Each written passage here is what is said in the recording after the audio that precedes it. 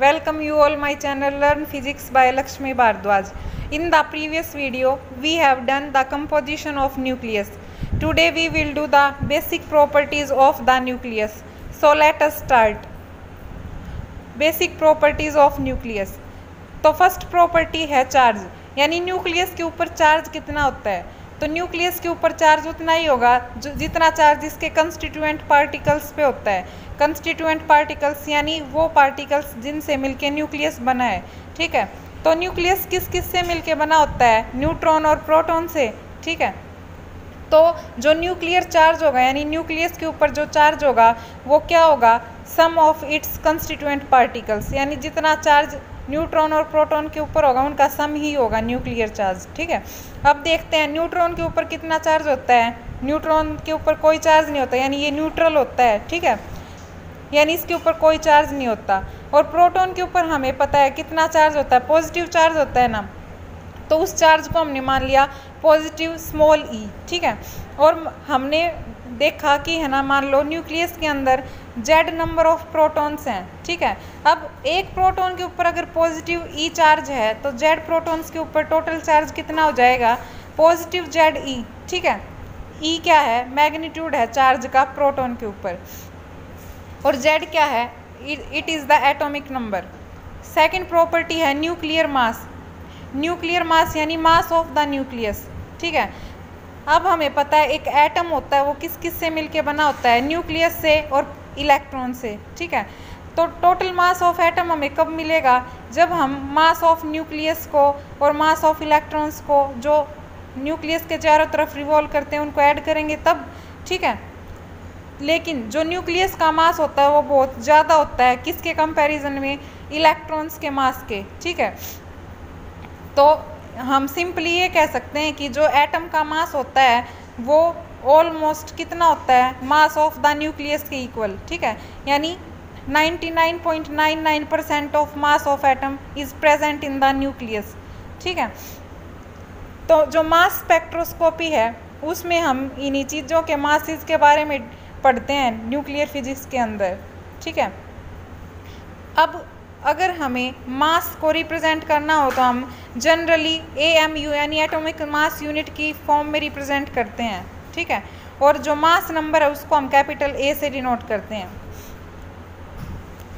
अब 1 AMU होता कितना है? ठीक है, तो जो ये 1 एटॉमिक मास यूनिट है ये किसके इक्वल होता है? ये होता है 1/12 of the mass of the carbon atom. ठीक है, यानी कार्बन का जो ये आइसोटोप होता है ना 6C12, इसके 1/12 होता है क्या?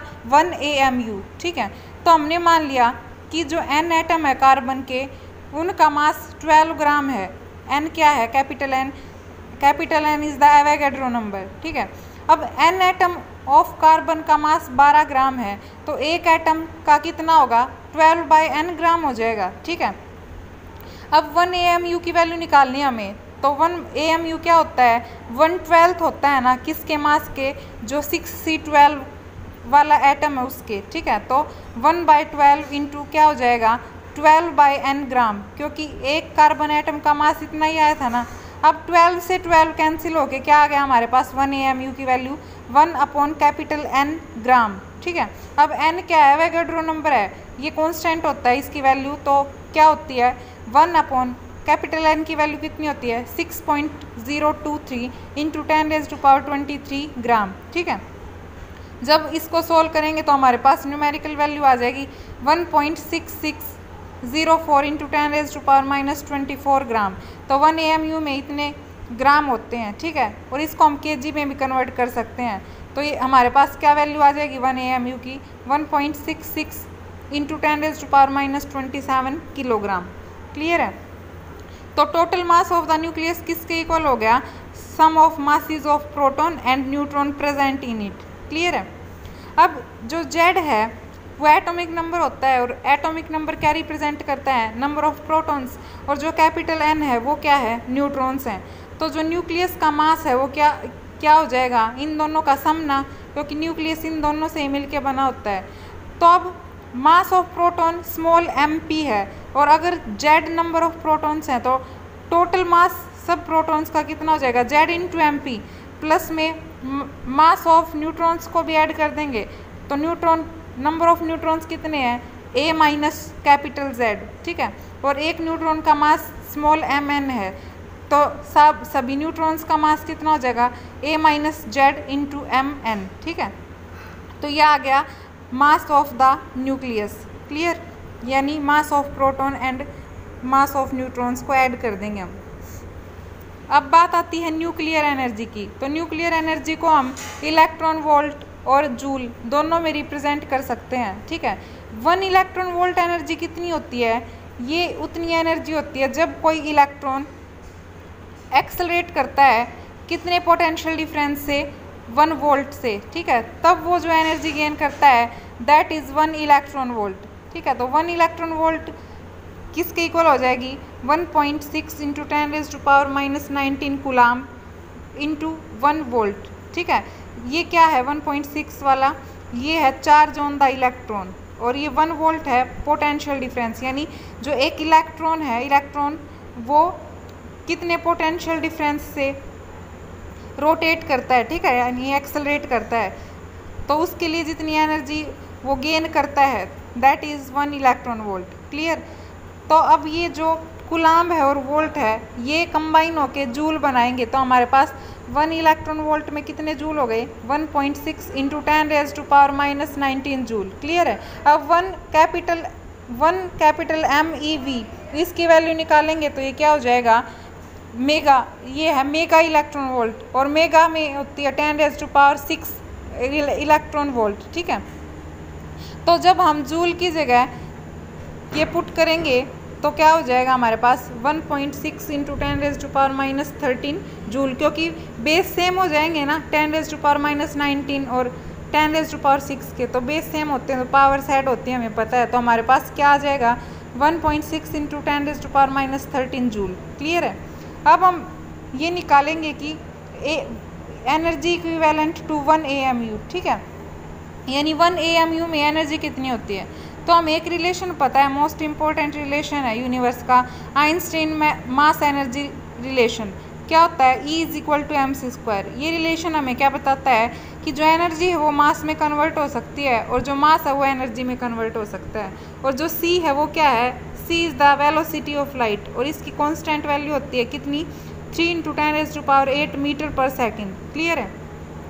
अब जो मास है वो 1 AMU ले रखा है हमने, तो 1 AMU में कितने kg होते हैं, हमने अभी निकाला था 1 AMU में होते हैं 1.66 इंटू 10⁻⁻27 kg, ठीक है। तो एनर्जी 1 AMU में एनर्जी कितनी हो जाएगी, E is equal to mc² वाली इक्वेशन में पुट कर देंगे वैल्यूज़। तो m की वैल्यू 1.66 इंटू 10⁻⁻27 kg और इंटू में C की वैल्यू 3 इंटू 10⁸ और इसका स्क्वायर है, ठीक है। अब इसको सोल्व करेंगे तो हमारे पास आ जाएगी 1.49 इंटू 10⁻10 जूल। इसको हम मेगा इलेक्ट्रॉन वोल्ट में भी कन्वर्ट कर सकते हैं बाय डिवाइडिंग 1.6 इंटू 10⁻13 को, क्योंकि रिलेशन निकाला था हमने कि 1 मेगा इलेक्ट्रॉन वोल्ट में कितने जूल होते हैं, ठीक है। अब हमें जूल से मेगा इलेक्ट्रॉन वोल्ट में जाना है तो इसलिए डिवाइड हो जाएगा, अगर मेगा इलेक्ट्रॉन वोल्ट से जूल में जाना होता तो मल्टीप्लाई होता, क्लियर है।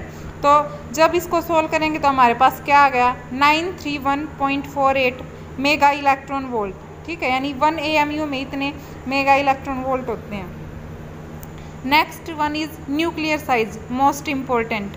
तो न्यूक्लियर साइज यानी जो न्यूक्लियस है उसका साइज कैसा होता है, कितना होता है, ठीक है। तो इस बात का सबसे पहले एस्टिमेशन दिया था अर्नेस्ट रदरफोर्ड ने, उनके जो फेमस एक्सपेरिमेंट थे उसमें, कौन सा, अल्फा पार्टिकल स्कैटरिंग में, ठीक है।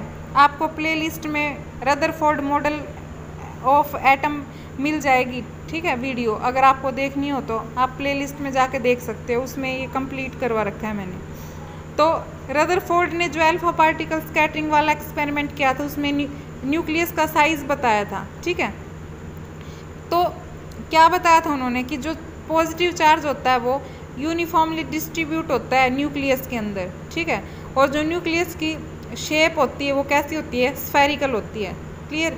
और इस एक्सपेरिमेंट ने और क्या बताया था कि जो न्यूक्लियस की वॉल्यूम होती है वो डायरेक्टली प्रोपोर्शनल होती है उसके मास नंबर के, ठीक है।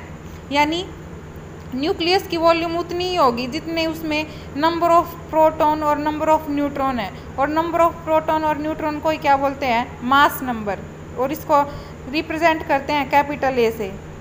अब हमें पता है कि जो न्यूक्लियस है उसकी शेप स्फेरिकल होती है, तो वॉल्यूम ऑफ न्यूक्लियस क्या होनी चाहिए, जितनी वॉल्यूम ऑफ स्फीयर होती है, यानी 4/3 पाई आर क्यूब।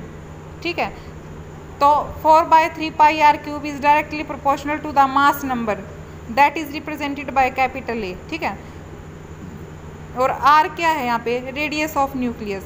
ठीक है, अब 4/3 पाई ये तो कांस्टेंट है, तो सिंपली हम क्या लिख सकते हैं, R cube is directly proportional to the mass number यानी कैपिटल ए।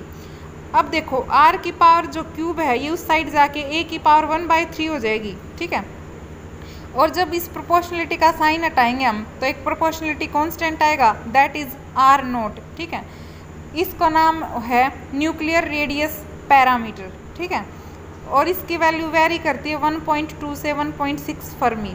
फर्मी क्या होता है, 10 की पावर -15 मीटर। ठीक है, तो आर नोट की वैल्यू अप्रोक्सीमेट 1.3 × 10⁻⁻15 मीटर भी होती है। क्लियर है। Next one is nuclear density. Dense का मतलब होता है कोई चीज़ कितनी हैवी है, ठीक है, कितनी सॉलिड है एक तरह से। तो न्यूक्लियर डेंसिटी का मतलब है डेंसिटी ऑफ द न्यूक्लियस। ठीक है, तो हमें पता है जो एटम का जो 99.99% मास होता है ना वो न्यूक्लियस में एग्जिस्ट करता है, तो इसलिए जो न्यूक्लियस की डेंसिटी होती है वो बहुत हाई होती है। ठीक है, और हमें सिंपल डेंसिटी तो पता है ना क्या होता है, किसी भी चीज़ का मास अपॉन में उसकी वॉल्यूम। अब हम न्यूक्लियस की डेंसिटी निकाल रहे हैं यानी न्यूक्लियर डेंसिटी निकाल रहे हैं, तो इसका क्या फॉर्मूला होना चाहिए, mass of nucleus upon volume of nucleus. ठीक है,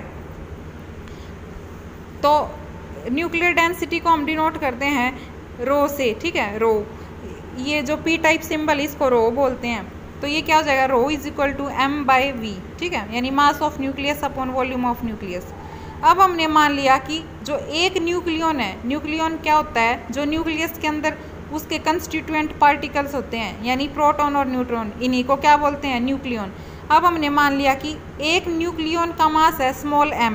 ठीक है, और न्यूक्लियस के अंदर ए नंबर ऑफ न्यूक्लियन है यानी संख्या में कितने हैं वो न्यूक्लियन, कैपिटल ए। ठीक है, तो अगर एक न्यूक्लियन का मास स्मॉल m है तो टोटल मास कितना हो जाएगा न्यूक्लियस के अंदर due to nucleon, small m into capital A. ठीक है, किसी भी एलिमेंट का।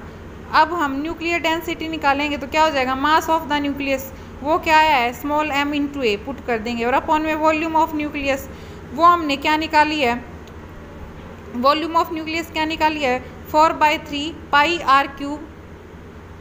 ठीक है, अब ये तो एक न्यूक्लियन की वॉल्यूम है। ठीक है, और न्यूक्लियन की संख्या कितनी है ए, तो सभी की वॉल्यूम निकालेंगे तो क्या हो जाएगा 4/3 pi r not cube into A. Clear है। नीचे तो जो ऊपर ए प्रेजेंट है और जो नीचे ए है कैंसिल आउट हो जाएंगे। क्लियर, तो हमारे पास क्या रह गया, small m upon 4/3 pi r not cube. Clear है। जब ये वैल्यूज़ पुट करेंगे हम तो हमारे पास एक वैल्यू आ जाएगी, न्यूमेरिकल वैल्यू इसकी 2.9 × 10⁻17 किलोग्राम पर मीटर क्यूब। अभी ये ऐसा यूनिट कैसे आई है, डेंसिटी क्या फॉर्मूला होता है, मास अपॉन वॉल्यूम ना। मास की होती है किलोग्राम और वॉल्यूम की होती है मीटर क्यूब, क्योंकि वॉल्यूम क्या होती है, length into breadth into height, और तीनों एक तरह से डिस्टेंस, इसलिए मीटर मीटर मीटर यानी मीटर क्यूब। ठीक है, इसको हम केजी में भी, केजी में तो है ये ऊपर, इसको नीचे सेंटीमीटर में भी कन्वर्ट कर सकते हैं। ठीक है, और इसको मिलीमीटर में भी कन्वर्ट कर सकते हैं। क्लियर, तो ये हमारी वीडियो थी बेसिक प्रॉपर्टीज़ ऑफ न्यूक्लियस पे। अगर आपको इसमें कोई डाउट हो तो आप कमेंट बॉक्स में कमेंट करके पूछ सकते हो। Thank you.